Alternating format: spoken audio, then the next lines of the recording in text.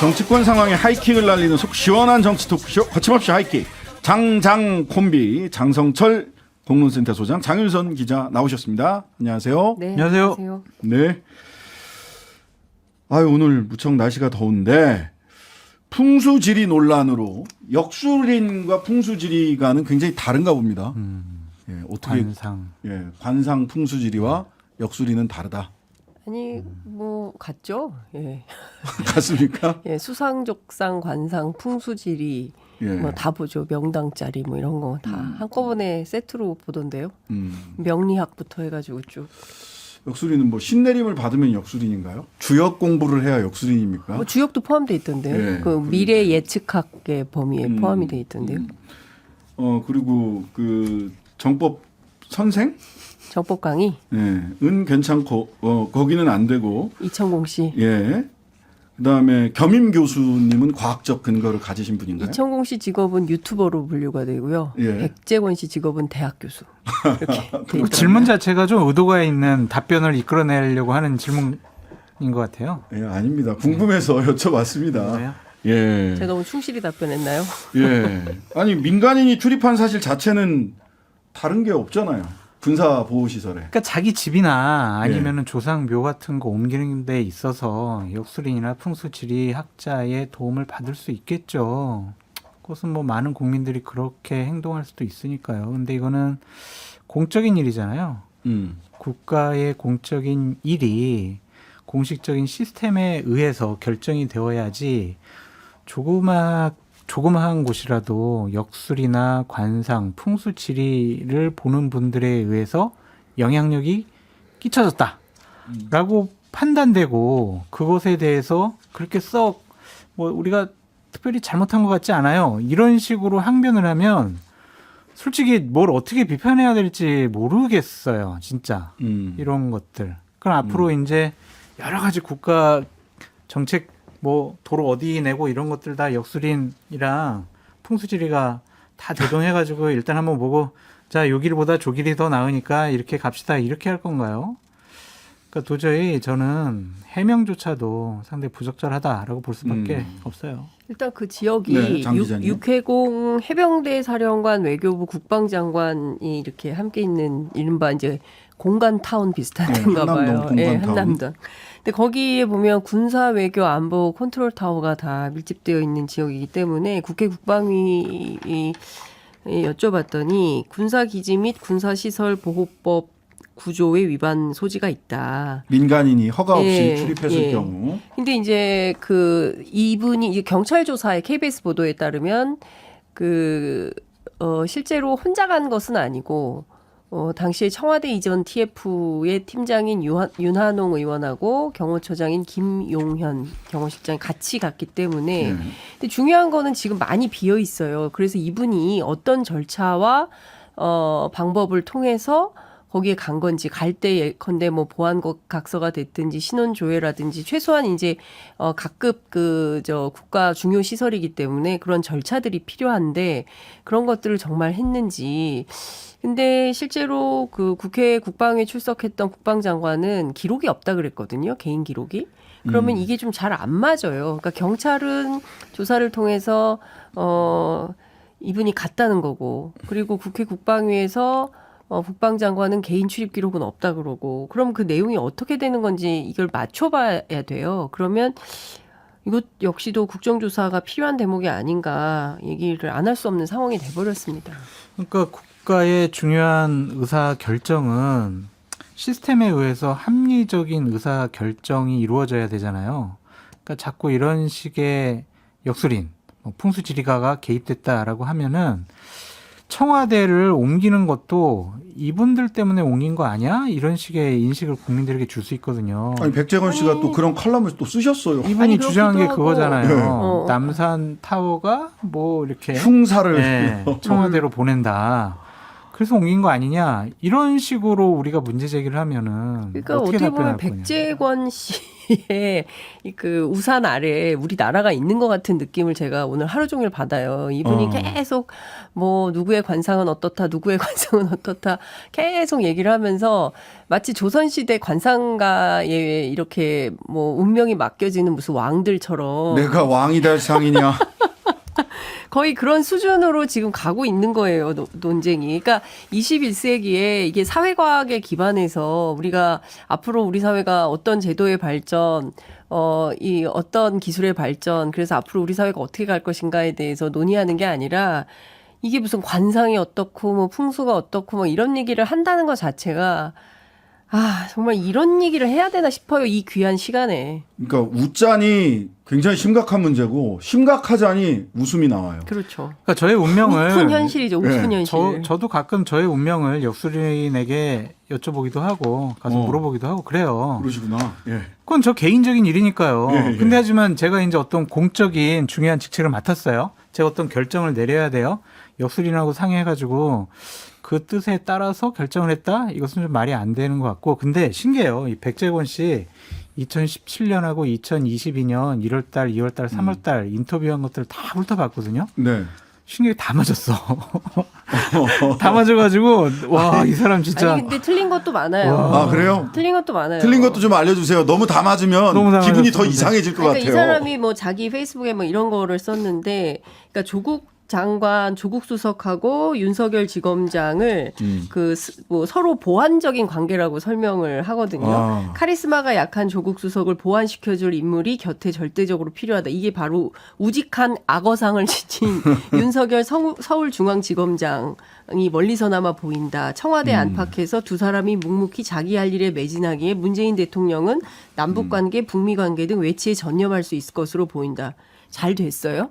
이게 이것뿐만 아니라 이분이 얘기한 것 중에 말 안 되는 거 많아요. 2017년 대선 결과 본인이 뭐 예측했다 그러면서 김정숙 여사를 보니까 보자마자 영부인이 된다는 걸 알겠더라. 조선시대 같으면 이미 어린 나이에 뭐 왕비로 간택이 됐을, 간택이란 말도 쓰면 안 돼. 하여튼 간택이 됐을 상이다. 뭐 이런 얘기를 하면서 이미 영부인 관상을 봤기 때문에 다른 후보 뭐 배우자 관상은 볼 필요도 없었다. 2017년이요. 촛불혁명 직후에 다 알았어요. 동네 뭐 누가 꼬마들도. 될지. 예. 여튼 예. 이 하여튼간에 저는 제일 궁금한 게 윤한홍 의원하고 김용현 경호처장 아니 같이 갔다면서요. 근데 왜 천공이 아니라 백재권이었습니다. 이 얘기를 왜 안 해요? 그러니까 지금 그랬으면 끝났는 문제 아닙니까? 대통령실의 해명의 가장 큰 문제가 그거 천공이라고 물어봤잖아. 그래서 아니라고 말했을 뿐이거든. 그러니까 대통령실에서 뭐 이런 식인 그렇게 거예요 해명하는 지금. 그때 중요한 것은 대통령실에서 역술인에 대해서 주장하는 것은 뭐 가짜 뉴스가 얼토당토하지 않다라고 주장을 했어요. 그런데 실제로 다른 역술인이 갔던 거 아닙니까? 그럼 그 부분에 대해서 국민들에게 분명하고도 정확하게 얘기를 했는데 이제 와서 천공을 물어봤잖아. 근데 천공이 아니어서 아니라고 말했는데 뭐가 문제야? 라는 식으로 지금 해명을 하고 있는 것 자체가 국민들 입장에서는 이거 국민을 기망하나? 이런 생각이 드는 겁니다. 여당에서는 억지 무속 프레임이다. 이렇게 민주당과 문제를 제기하는 언론인들에게 백재권인데 자꾸 왜 억지 무속 프레임을 씌우냐. 이 사람 대학 천공이 아니라 교수라는 거 아니에요. 백재권인데. 대학 이렇게 얘기를 교수라는 해요. 거 아니에요. 신분이. 그래서 그렇다 이렇게 얘기를 하는 건데. 겸임 교수는 굉장히 많아요. 교수이고요. 그리고 이분이 오마이뉴스 기자하고 인터뷰에서 무슨 얘기를 했냐면 본인이 주로 만나는 사람은 정치인이나 기업인인데 내가 누굴 만났다 확인해 주는 것 자체가 필요가 없고 누구를 만났다고 하면 고객에 대해 지켜야 할 것을 안 지켜주는 꼴이기 때문에 얘기를 안 한다. 이렇게 하면서 고객과의 비밀 약속을 강조를 합니다. 갔다 와서 자문료를 얼마를 받았는지, 이 자문료는 도대체 누가 집행을 했는지, 그리고 이게 혹시 국가 세금과 관련된 것은 아닌지, 저는 국회 운영이 열어서도 따져봐야 되고요. 그죠? 이거 관련해서 야당도 좀 세게 문제 제기를 해야 되지 않을까 싶습니다. 국민들이 너무 궁금한 게 많은 거죠. 지금 상황에서. 근데 의혹이 정확하게 해명되는 것이 없어요. 그리고 분명하고 정확하게 알려주지도 않으면서 물어봤던 게 이게 아니잖아라고 하면 약 올리는 것도 아니고 이게 국민들하고 스무고개 하자는 겁니까? 대통령실 어떻게 이거 정리해야 됩니까? 장 소장님. 저한테 물어보세요. 아니 그래도 애정을 가지고 보수 패널로서 근데 애정을 가지고 대통령실에 뭔가 이 문제 이렇게 어떻게 해결하려고 근데 하는지 이제 잘 해명이 모르겠어요. 벌써 부적절한 해명이 나왔기 때문에 네. 이제 주워 담기는 어려울 것 같고 앞으로는 아주 언급을 안 할 것 같다는 좀 생각이 들고 저는 기본적으로 백재권 씨가 부러웠어요. 이번에 논란이 돼서. 천공 같은 경우도 네. 막 대통령 가깝다, 뭐 김건희 여사랑 가깝다 그래가지고 많은 사람들이 그 사람 강의 들으려고 하고 강의료가 네. 높아졌고 뭐 천공타운도 구성할 정도로 돈을 많이 벌었다고 하는데 그러니까요. 백재권 씨도 앞으로 돈 많이 벌 것 같다. 그런 생각이 들어요. 번호표 뽑아야 된다 그러더라고. 천공, 네. 이천공 씨 만나려면. 가격이 굉장히 많이 올라갔어요. 회당 뭐 70만 원까지 올라갔는데 강의 한번 듣는데? 네. 근데 그리고 언론인들은 못 들어요. 다 이름 검색해가지고 못 들어가게 취재할까봐 못 들어오게 하고. 근데 저는 이런 거예요.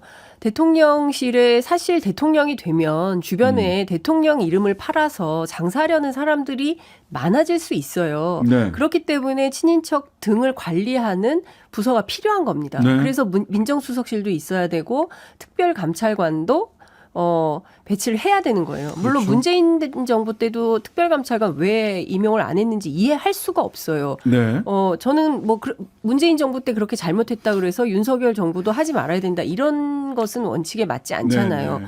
그리고 대통령 보면 지금 김건희 여사 일가와 관련된 문제가 많아요. 서울 양평 고속도로도 그렇고 뭐 어제 있었던 지난 금요일에 있었던 장모 구속 관련된 것도 그렇고 뭐 거기 또 여러 가지 사건들이 있고 뭐 천공 문제도 그렇고 이런 등등에 대해서 하려면 제2부속실도 공적 관리, 공적 시스템, 공적 통제 이런 게 필요한데 그게 전혀 설치될 것 같지 않다는 데 문제가 있다는 겁니다. 그러니까 공적 통제를 벗어나서 그냥 마음대로 하고 싶은 대로 하겠다는 것인지 그래도 되는 건지 그래도 국가라는 거는 시스템에 의해서 운영이 되어야 되는데 그걸 다 무시해도 되는 건지 좀 그걸 좀 여쭙고 싶어요. 네. 자, 그 대통령실에서 답변을 하나 더 해야 될 게 있다라고 민주당이나 언론에서는 묻고 있죠. 바로 통장 잔고증명서 위조 혐의로 최은순 씨 대통령 장모가 징역 1년 법정 구속됐습니다. 이건 뭐 정진석 전 비대위원장이 전달한 내용이지만 내 장모가 사기를 당한 적은 있어도 누구한테 10원 한 장 피해 준 적이 없다. 과거 대선 후보 시절 발언도 있었고 또 관훈 토론에서도 50억 사기당한 거다. 그 왜 그렇게 다니는지 모르겠다. 무리하게 돈을 회수하려고 하는 과정에서 뭐 이런저런 일들이 벌어진 거다라고 대통령이 직접 당신 입으로 이야기를 하기도 했어요. 이 건에 대해서 대통령실은 어떻게 해야 됩니까? 그냥 입 닫고 있으면 되는 겁니까? 진짜로? 아니죠. 국민들한테 사과해야죠. 역대 대통령들 문제가 있을 때마다 다 사과했습니다.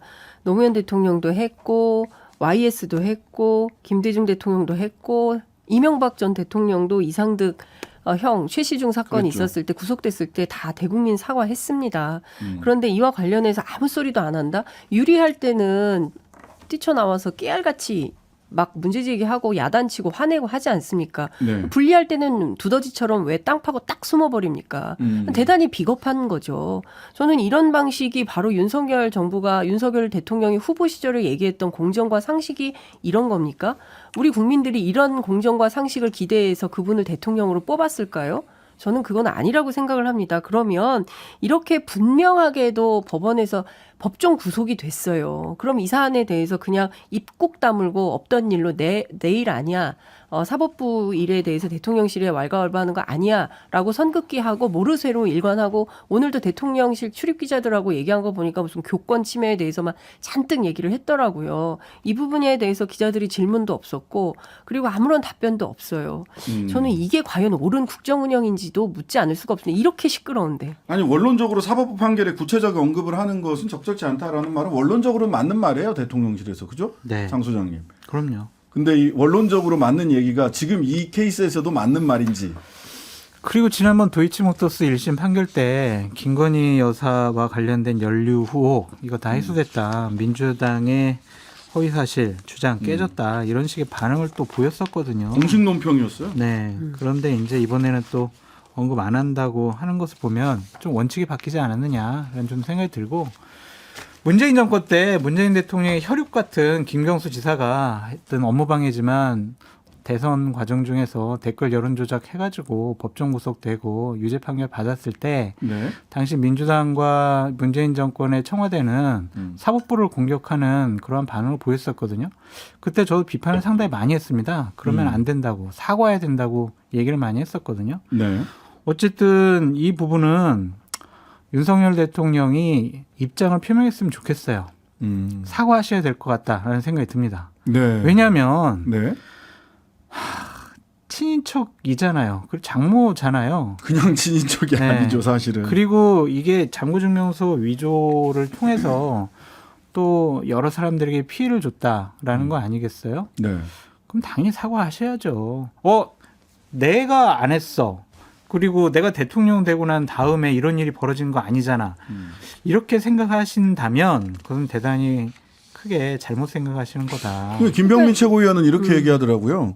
이게 대통령이 사과할 문제냐? 대통령이 검사 윤석열이 이 장고증명서 위조 사건에 연관이 있다는 증거는 하나도 없지 않냐? 그럼 여태까지 다른 대통령의 뭐 아들들, 예. 형 이런 사람들이 잘못해서 사법 처리를 당했을 때 다 대통령들이 본인이 지시해가지고 아니면 연루됐거나 아니면 보고받거나 그렇게 처리한 건 아니잖아요. 뭐 김병민 최고위원이 오늘 아침에 그렇게 이게 얘기를 하셔서 맞냐고요, 그게. 김병민 최고 지금 수도권에서 출마해야 되는데 예. 그런 식의 해명을 하면 그 지역에 있는 중도층들이 어떻게 생각할까 참 걱정돼요, 진짜. 근데 이제 저는 이런 문제를 좀 지적을 하고 싶어요. 이제 앞서 네. 도이치모터스 사건 관련해서도 아주 꼼꼼하게 입장문을 발표하잖아요. 벌써 얼마 안 됐어요. 2월 10일 날 나온 입장이에요. 거기 보면 민주당에 대해서 아주 각을 세워가지고 민주당의 잘못을 지적을 합니다. 네네. 그런데 이제 불리한 이슈가 나오면 딱 숨어버리는 거죠. 양평 고속도로도 마찬가지예요. 네네. 이것도 기본적으로 국토부가 알아서 할 문제다라고 딱 선을 그어버리거든요. 그러니까 이렇게 대통령이 맞닥뜨린 여러 가지 의제들 가운데 자신 있고 그리고 본인이 유리한 이슈에 대해서는 아주 적극적으로 의견 개진을 하고 불리하거나 혹은 문제가 생길 것 같으면은 아예 숨어버리는 방식으로 하는 게 굉장히 이제 만연되는 것 같아요. 건 바이 건으로. 저기 보좌진 뒤에 숨지 않겠다라고 말씀을 하셨기 때문에 참모 뒤에. 예, 참모 뒤에 숨지 않겠다. 저는 그 말씀을 믿고 있습니다. 예, 참모 뒤에 숨지 않으셨으면 좋겠다. 근데 저희가 이제 기대했던 윤석열 대통령의 모습은 아닌 것 같다라는 좀 생각이 들고 자꾸 이제 안 좋은 일에 대해서는 언급을 안 하시려고 하는 경향이 강한 것 같아요. 그것이 이제 국민들에게는 무책임해 보인다, 비겁해 보인다라는 비판을 받아도 참 어쩔 수가 없다라고 말씀드립니다. 자, 그 양평고속도로 의혹 이 건도 갑자기 오늘 국토부에서 백지화는 충격요법이었다. 그다음에 여당에서 의혹이 김정재 그 국토위 간사죠. 국민의힘. 의혹이 해소되고 민주당이 인정하면 그 자체가 사과다. 따라서 추진할 수 있다. 사과해야 추진한다고 원희룡 장관이 얘기했던 것에 대해서 의혹이 해소되고 민주당이 인정하면 그 자체가 사과의 의미니까 재추진하겠다. 백지화는 충격요법이었다. 국민들 데리고 실험하시나? 충격요법이 통하나 안 통하나? 그러니까 얼마나 양평 국민들이 황당하실까라는. 그러니까 이 부분 자체가 뭐 장관이 백지화를 선언한다고 해서 실제로 백지화되지 않는다라는 것은 알고 계셨겠지만 그렇다 하더라도 충격요법이었다라는 식으로 말장난처럼 들리잖아요. 네. 예, 이렇게 국민들을 농락해서는 안 되는 거죠, 정부가. 그리고 어떤 발언을 할 때, 그리고 어떤 이거 국책 사업이에요. 그냥 애들 무슨 뭐 해도 되고 안 돼도 되고 뭐 이런 차원의 어떤 놀잇감이 아니지 않습니까? 1조 8천억짜리입니다. 그렇죠. 그리고 기본 노선에서 55%나 변경되는 이런 노선을 가지고 그리고 15년 동안 그 수도권 지역의 이 교통체증 문제를 어떻게 해결할 것인가를 가지고 지혜를 모아온 이 사업에 대해서 이런 방식으로 하는 것 자체에 대해서 이해할 수가 없어서 어쨌든 그 국토부의 입장 어제 또 자료를 막 공개를 했잖아요. 네네. 그리고 그와 뭐 저 김정재 의원 주장이 있어서 민주당에 물어봤더니 관련해서는 이제 수요일 날 국토위가 열리거든요. 네. 이 국토위 차원에서도 상당히 꼼꼼히 묻겠지만 무엇보다 이제 원희룡 장관이 이번에 그 백지화 선언을 하면서 3개의 법률과 5개 조항을 위반했다라는 점을 지적을 하고 있습니다. 그러니까 국가재정법 50조에 따르면 완성에 2년 이상 소요되는 사업이고 이게 대통령령으로 정하는 대규모 사업을 변경하려고 할 때는 반드시 이 사업 규모, 총 사업비 그리고 사업 기간을 미리 기획재정부 장관하고 협의하도록 되어 있는데 이게 잘 안 돼 있다는 거. 이걸 위반했다. 마음대로 그냥 백지화를 선언했기 때문에 그런 것이죠. 네. 그리고 또 하나는 지난번에도 제가 한번 말씀드린 적이 있는데 도로정책심의위원회 심의를 거치도록 한 도로법, 그다음에 광역교통기본계획 등을 변경할 때 국가교통위원회, 광역교통위원회 심의를 거쳐야 되는데 이것도 어겼다라는 등등의 이제 얘기들이 나오고 있는 겁니다.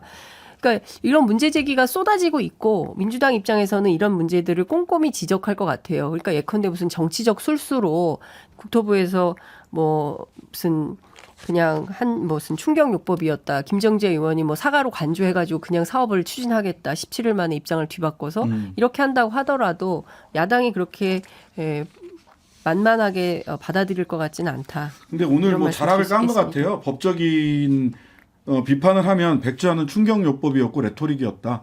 뭐 죽어라고 공부해라가 죽으라는 얘기는 아니지 않냐. 뭐 이런 식의 대응을 하지 않을까 싶은데 문제는 이게 건건이 지금 여러 건이 뭐 양평도 있고 구속 그 잔고증명서 위조 사건도 있고 뭐 그다음에 쇼핑 뭐 등등등 있는데 이게 소위 처가 리스크가 본격화되고 있는 것 같은데 여기에 대해서 대통령실이 대책을 가지고 있느냐? 없어요. 없어요? 국민의힘도 없는 것 같아요. 근데 저는 이거는 어떻게 해요? 대단히 위험스럽게 봐요. 그러니까 이게 국정 운영에 대한 논란이 아니잖아요. 네네. 어떠한 윤석열 대통령이 어떠한 식의 나라를 이끌어가겠다라는 노선의 차이에 대한 논쟁도 아니란 말이에요. 네. 이거는 지극히 부정, 부패, 비리 이러한 모습으로 비춰줄 수밖에 없거든요. 그러니까요. 이거는 윤석열 대통령을 지지하는 사람들에게도 대단히 충격적으로 와닿을 것 같고 왜냐하면 지금 노선을 변경한다라는 쪽에 검찰총장 시절에 윤석열 검찰총장이 재산 신고를 했을 때 김건희 여사 땅 해가지고 그럼 본인 재산이란 말이에요. 대통령 공직자 재산 신고에 들어가 있는 땅이에요. 본인 땅 가지고 있는 곳에 본인이 대통령이 돼가지고 노선을 옮긴다? 그래서 막대한 시세 차익을 불러일으킬 수도 있는 일이 벌어질 수 있다? 이것은 도덕적으로 윤리적으로 상당히 잘못된 거죠. 역대 어떠한 권력자도 이런 일은 하지 않았어요. 네. 그런데 이것을 그냥 떳떳하다라는 형식으로 얘기를 하는 것은 상당히 문제가 있고 이것은 국민들에게 상당히 실망과 왜냐하면 불의에 항거하는 윤석열, 공정, 정의, 상식적인 윤석열 이렇게 생각했는데 아, 저 사람이 공정하거나 상식적이거나 정의로운 사람이 아니 근데 아니구나. 곤란해도 곤란한 사안은 항상 있을 수 있잖아요. 그럼 그 곤란한 사항을 뭐 다른 뭐 좋은 소식으로 이렇게 좀 덮고 간다든지 아니면은 정면 돌파를 한다든지 아니면 뭐 엎드려서 사죄를 한다든지 뭐 대책이 있어야 되는데 문객이 언급 안 해. 네.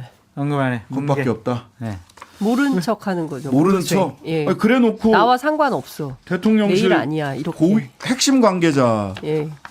종북 주사파가 망친 5년을 원상복구하는 데 집중하겠다. 지지율이 오르락내리락하는 것에 크게 신경 쓰지 않고. 근데 그건 뭐 늘 그랬잖아요. 지지율이 10%로 떨어져도 개혁이 필요하다고 하는 것은 반드시 하겠다라는 주장에 뭐 그 일관성은 있다고 생각을 하는데 네. 실제로 종북 주사파가 망친 5년이라고 그러니까 계속 이렇게 이념 논쟁을 하는 것 같아요. 그러니까 지금 이념의 시대도 아니고요. 그리고 어떤 분들 이제 역사학자들이 그렇게 얘기를 해요. 키워드의 시대다.